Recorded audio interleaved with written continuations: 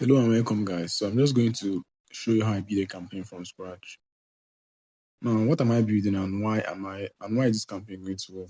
I'm building a payment delivery campaign designed to survive the Nigerian market, where the real problem isn't getting orders; it's about getting completed paid deliveries. As you watch this training, don't just copy what I click. Pay attention to why I choose offers, why I add or remove guarantees, and why I'm thinking about delivering before I spend 1 naira on ads. Okay.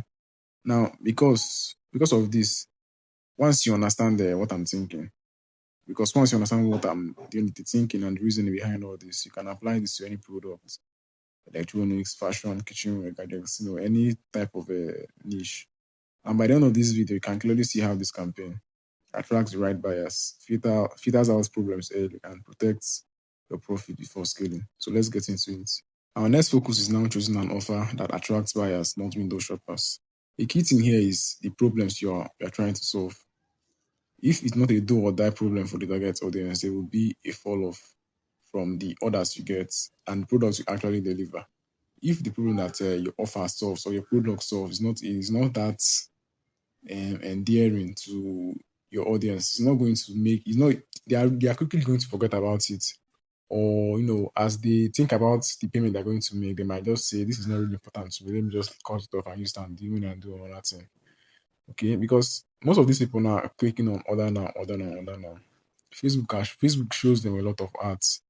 So maybe as they order from you now and you're now delivering, they might see another ad for a product that they feel is more important to them, or a product that they feel like the problem it solves is more important to them than the one the product solves. Okay, and it comes down to the problem your product actually solves for them, or the problem your offer bundle actually solves for them. Let me give you an example. Okay, an example of a really, really bad problem that Nigerians see. It's that even me, I hate it too. I don't like sleeping in the night and I don't like being disturbed by mosquitoes. It really pisses me off. And I'm sure many people in Nigeria have that same problem. Even those with electricity, even those that have electricity, there are just some mosquitoes. There's places that the mosquito population is so dense that it even finds a way to bite people in a product before you make an offer. So to do this, we have to pick outcomes, not features. Like in our marketing and in our messaging, what you're going to be telling them is the outcome of using our product, not necessarily the futures, because most people that they are telling the futures to, they don't really understand what the futures even mean. If you're telling them this has if let's say 30 volts of electricity, I don't like that. Only a few people even know how high 30 volts is, or sorry, 3,000 volts of electricity, or just some metric like that. I'm just making this whole stuff up. So I might be wrong actually. So what they care about is the solutions, like their their life, how their life will be after buying the product. That's what they care about, and that is what you should market to them. So when you're crafting your ad copies, even your bonus itself and your guarantees, you should get this in mind. And this will help you make the offer even more, and this will make the offer better at keeping people till the time of delivery and makes your delivery successful. Now, avoid competing on price alone. I've mentioned this in the main Facebook, the main e-commerce playbook, the main course. I mentioned it there as well. So you have to use minimum threshold, use bundle logic, just adding guarantees and you can make your offer better without reducing the price, because once the only thing you are competing on is price, it becomes a commodity and you don't want to say commodity. Trust me. The offer alone can make you stand out and make just give you an identity to the customer. You're this person that is going to solve my problem. That's just what the customer is going to think when they receive your call or they receive your rider's call, and just make them more likely to pay. Now that you've created an irresistible offer, the next thing to do is to attach a guarantee to it. Attach a strong guarantee that transfers and forces a commitment from the customer and forces responsibility for the customer. So this is guarantees and bonuses that force commitments for POD in Nigeria. Okay, now I'm just going to be saying these things off my head. If you want to craft a guarantee, just as I mentioned previously, you have to make sure that the person's um The person's want is added. The person's outcome, the person's is the dream outcome is attached to that guarantee. If you're selling something like a skincare product that cures acne, so you have to give a guarantee that if you use this thing for 2 weeks and it doesn't reduce your acne this thing by so percent, or it doesn't reduce your acne this thing considerably, something like that, you can, request for a refund. So once if your product is really, really what you say it is, you don't have any fear of giving this kind of guarantee. You can just find a creator, give them the product, and then tell them to make a review. So pricing, so you profit with even with cancellation, is just basically, you know, checking the possibilities and adding that into the equation when you are calculating for the profit you're going to make. So let's say you are getting the product for 9,000 naira, okay, and then the delivery fee is 4,500, okay. So this is just the average delivery fee. Your own can be lower, will be higher as well. So this way, just going to be calculating it this way. And this 5K here now is, let me just say, the price you're going to give to Facebook. Most people now would be getting lower than this, but I'm going to be adding cancellations as well, because not all the orders you get is going to be successful, and it has like a 60% ratio. So let's say if your average cost per order is 3,500, let's say, then if you now times that 40% lost revenue, that's going to be something like, so let's just make it 6K. That is 3,500 plus 40% of 3,500. Okay. I think the 40% is like 1,500 or something. Let me just make this thing 5,500. Yeah. I think 40% should be like 1,618, or just something within that number. So let me just make it 5,500 just to be safe. So now this is like this, your cost now cannot really go higher than this. You understand? This is just the average cost now you're going to be spending per order, like per successful order. This is if you partner with the company that I suggested, the delivery company that I suggested in the main course, this won't really be an issue for you. But if you didn't partner with them, I partnered with normal delivery riders, they're going to be charging you per delivery, not per successful delivery. So this might be higher for you. This 4,500 might actually be 6,000 for you. Let me just make it 6K, but I'll be including everybody here.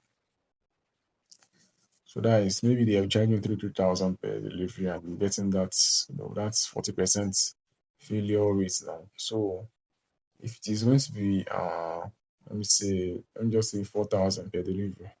If you include the 40% there, that is going to be something like, let's calculate this thing real quick.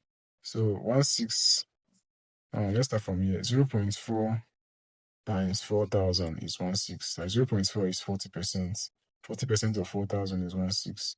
So we're now going to add that 40% cancellation risk to the average number, to the number we're going to be paying them, which is 4,000.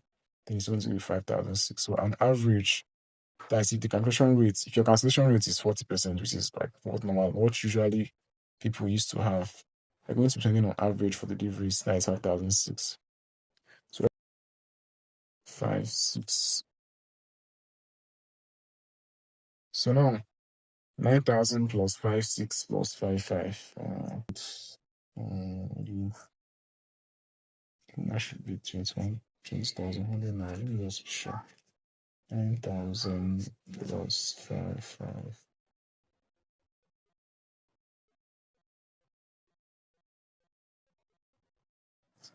If you want to make it, let me say 5,000 naira per product, it means that you have to be selling this thing for, you have to add 5,000 to this. So let's make it 25,000 naira, 25,100 naira. So you might just make it 25,000, or you can maybe make it 26,000 naira or 25,500, whatever works for you.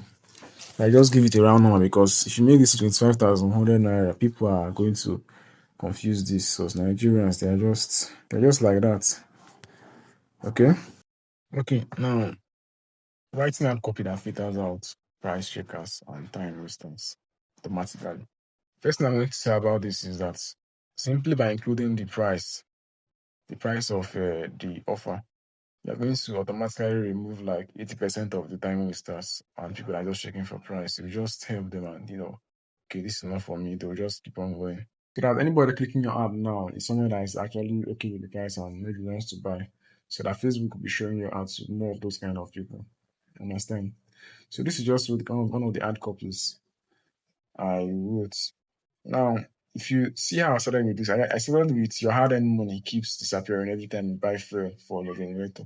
So this is just like a common problem now that people that the audience are fighting for are actually facing. So now I now call them out in the second paragraph. As a small scale tailor working from home or in a busy market, in a busy Nigerian market, fuel becomes one of your biggest problems. So I'm targeting small scale tailors here, or just tailors in general. So spending 6,000 to 9,000 daily just to power your iron and sewing machine adds up fast. With fair prices and income already stretched, those running costs quietly reduce your profit and makes it harder to support your family or grow your business. So these are all their pain points. Pain points number one, I mentioned it to your hard money keeps disappearing every time you buy fuel.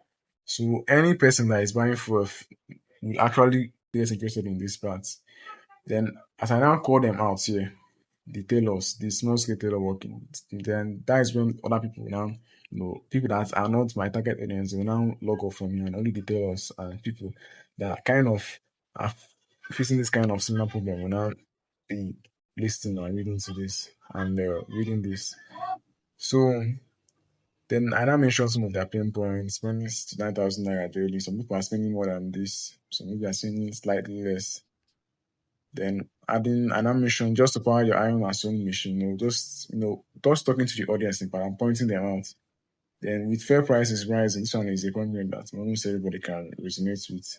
And income already stretched. That is, yeah, they don't even have enough money to do some of their to make ends meet, and they're already and the fair prices are still keep on rising. Another pain point as well. So this running costs reduce profits, blah blah blah blah blah blah blah. Just pain points and pain points and pain points. So this is just the body. Like, I'll just like mention the pain points there as well. So all these things now, all these thing filters out people who are just looking for, just scrolling on Facebook. It is this all these things now will probably bore them out. And I want people who actually have this pain to be reading this, you know. Anybody now that doesn't have this pain will not be interested in reading all these things. So they'll just not it won't just make sense to them. You understand? Okay. Now I now mention the offer, blah blah blah. Mention the price here too. So that anybody that doesn't have this money will not bold them. So those that doesn't want to order, don't worry themselves clicking on the link. And then I mention the guarantees as well. And the bonuses, I think. All the good stuff. So that's just something about hard copy. Even if the person is not someone that reads too much, once you call out their problem, like the hook, that's what the hook does. It calls out the person's problem and it gets them to start reading. Once they start reading, they're going to read everything finish. They're not even you're watching this on Facebook close. If your video, what is said on the video, can just follow the script or say something relating to this pain point, it's going to piss off those people that are just looking for price. It won't garner their interest or their attention. Okay. So quickly, let me just say what every creative must, display, whether it's the art creative or whether it's a picture or a video. It must display real Nigerian. Like if you are running the ads in Nigeria, it must display that the ad must feel Nigerian. All these people now that are using Chinese videos now, the only issue. I'm not sure Chinese videos are, but the only issue with that is that many people are using the same video, and every business just look and feel the same. So when people order, they don't know which business they're actually ordering from. They might order from three different businesses, and when we call them and tell them that they have ordered, they will just see which one. I don't remember. It kind of makes it hard for you to stand out. And also, I'm also a big fan of and showing the real settlements of how the target audience should look and feel. For the example I gave now in the ad copy of tailors showing a tailor, or if it's a flyer, the flyer should kind of show a tailor in real Nigerian settlement, how a tailor should look like. Not like that one that is too polished, or it will look like the person is not in Nigeria. So the person has to look and feel like this picture is taken in Nigeria. That it will actually garner more attention and garner more engagement. So that is just that. When you are delivering a product, sometimes people just, they give silly excuses. Sometimes people are actually not available to receive the product. So this is delivery flow should go. So the first thing to do is order confirmation. That is almost immediately after somebody orders, you have to call the person. The earlier, the better. But the earlier, meaning 0 to 10 minutes, 0 to 20 minutes, it has to be very, very early. So also you have to send an email to the person's. Make it the habit of collecting people's emails as well as their phone number, because that email is actually valuable. You can use email to advertise your products again to them. You just have to just send them emails, and some actually order, some might not order immediately, but they order if they keep on seeing the emails coming from you. So send an email confirmation. Send if you have it integrated in your in, SMS, send it as well. Make it automated. If you can send it automated on WhatsApp to send it there as well. But you have to call the person immediately or within 20 to 10 minutes. The person might check their email, they might not check it. They might check their SMS, they might not check it. They might check their WhatsApp. But all these things just what it does is that it makes the person say, okay, this is a real business. So, but if you cannot, send all these things automatically, make sure just call the person. Calling still works. It still works better than the other automated stuff. The second thing to do is after you've confirmed and you've called the customer, and you've confirmed when they are going to be available, or you've told them when they are going to receive their product and they are okay with it, then you're going to send them a follow up message. That is the next day or within the time they're going to is going to get delivered, and tell them that this rider from this shop is coming, something like that.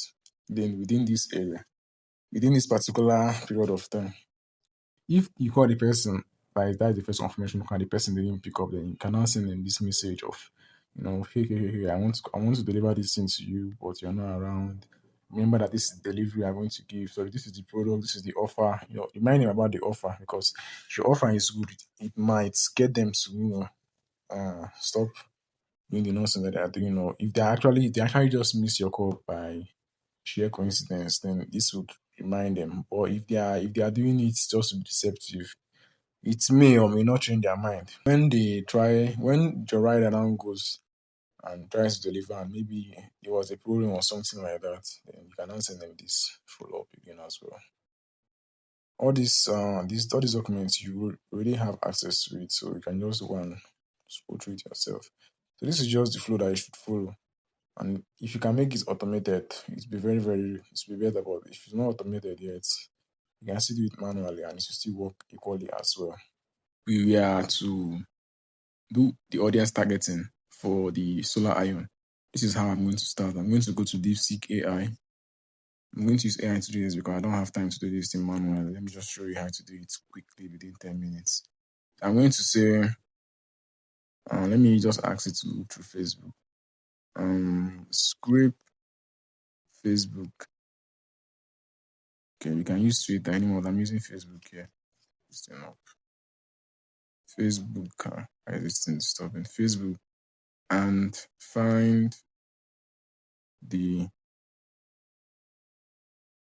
audiences. No. And find types of persons that would need the solar iron. Remember to put this in deep think and search. So let's see what it does. These are the results. It gave me one, the urban street vendor, who is this a self-employed laundry or clothes ironing vendor in an urban or semi-urban area in developing country. Blah blah blah blah. Just so what you're going to do, you're going to pick one of them now. I've already picked a tailor. Look at the ones I picked here because I've done this thing already. So what you're going to do, you're going to collect all of them. You might do this research in many sites. Like I know, I did in only Facebook. You can do in Twitter. You can also tell it to search the whole internet. But I would prefer if you do it separately, like Facebook, Twitter, Instagram. Do it that way. You have more better results with that. And then once you collect all of them, you now start segmenting it yourself. Okay.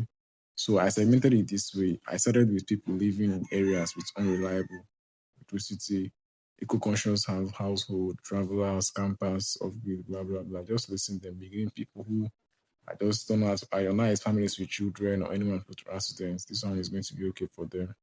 People that have laundry, all these clothing businesses, and then small scale tailors. These are the ones that I later ended up using. Small scale tailors, seamstresses, and fashion designers. This is what I focused on, and this is what I also used. So what you notice is that once you just pick an audience, then I'm going to now find the pain points or problems that that audience are facing specifically to them. You understand the problems the product would solve for them, or the problems that the offer is supposed to solve for them for that particular audience. These small scale tailors now, their own pain points might be slightly different or very different to the pain points of the laundromats and the laundry service providers.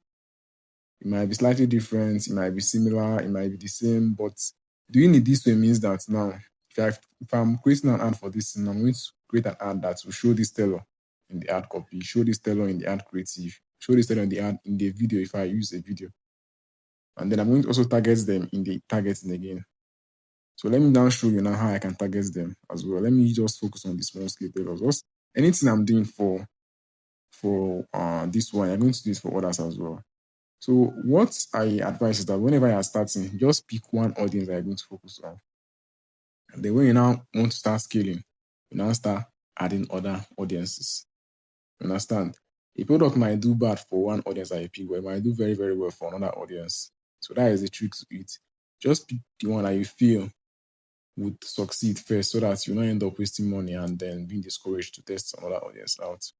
So the ad copies I've shown you before we reach this stage are all from this last option of small scale tailors, seamstresses, and fashion designers. Now let me show you how I'm going to pick the targeting for them. These are the options I picked. I picked anybody interested in a sewing machine, pattern, in brackets, sewing, and then fashion design. Oh, I just removed something. Let me add it back. The sewing machine is here. So I added these three interests. But there's something else I would like to mention again. If you notice now, I can also add those who are interested in fashion design as well. Okay, I added it already. So, but the thing is, some people now might have this interest now, but they might not have a business already, or they might not be business owners. So one thing you can do again to make this like a bit more specific, that is if you want to, you can simply add filter audiences, meaning that anybody that is in this audience and in this audience, show it to him. But if the person is in this audience but is not in this audience, don't show it to them. I cannot really show you this thing on my laptop. Let me just give you kind of a description. So this is how the filtering works. Somebody has to be in audience 1 and audience 2 before they will show them the ad. Okay? So it's either you have interest in sewing or fashion designer, or you're a fashion designer, or you have interest in fashion design, you have interest in sewing machine. You have to have interest in one or in at least one of these audience targeting, and then have interest in at least one of these audience targeting, or you have to be classified as a business owner by Facebook or a small business owner, because some of these ones here are behaviors rather than interests. So you have to be in this audience for business owners and audience. So you have to be in one of them. So you have to be in this and this.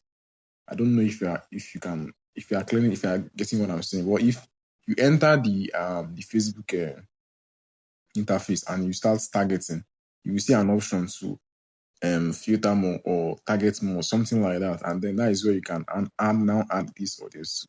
So the first thing you do is add this first interest first. That is, if you are going to use this setup, add the first interest. That is this first four, and then now click target more or filter. I don't know how the interface is now because I don't really have it off heart. But if once you just start targeting, this is going to be very easy for you to find. It's not really that hard to find.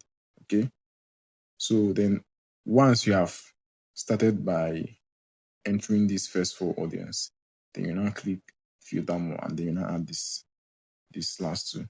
So what this does is that it shows the ad some to a person that has interest in at least one of these interests, at least one of these interests. Okay. So one interest from each of the audiences. So this is just how I'm trying to explain it. Now, I would have been targeting those people interested in ironing, and that interest would have been so saturated right now. But now that I'm targeting tellers and I'm speaking and my ad copy and my ad creative and everything about my ad is basically calling them out. You see how it will make more sense and you see how less competitive it will be for you advertising to those people. So this is just the idea I'm trying to give to you. And you can have many audiences for a single product. Just like the audience I just showed you now. I can have ad copies, ad creatives, and audiences created just for them specifically, and I'll still sell them the same product, and it will still sell. Okay. So thank you very, very much for your time, and I really enjoyed explaining and going through all these things with you guys. Take care.